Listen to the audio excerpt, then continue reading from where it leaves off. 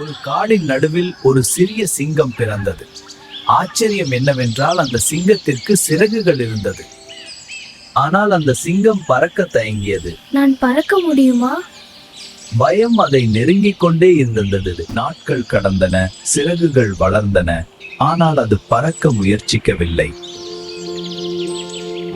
ஒரு நாள் பெரிய பறவை வந்து சொன்னது, சிங்கமே, உன்னோட தன்னம்பிக்கையை நீயே உருவாக்க வேண்டும். பயம் விடுத்து நம்பிக்கை கொண்டு பார.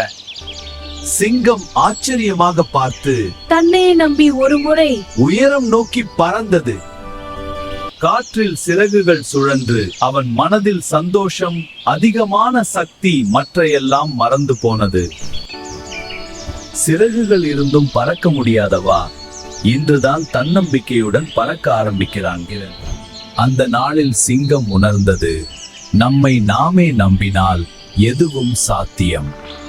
பயம் இல்லாமல் நம்பிக்கை மட்டும் இருந்தால் நீங்களும் உங்கள் கனவுகளை அடையலாம். இந்த மாதிரி இன்னும் பல சுவாரஸ்யமான கதைகள் பார்க்க கிரேட் கிரிக்கலா சேனலை சப்ஸ்கிரைப் பண்ணி சப்போர்ட் பண்ணுங்க.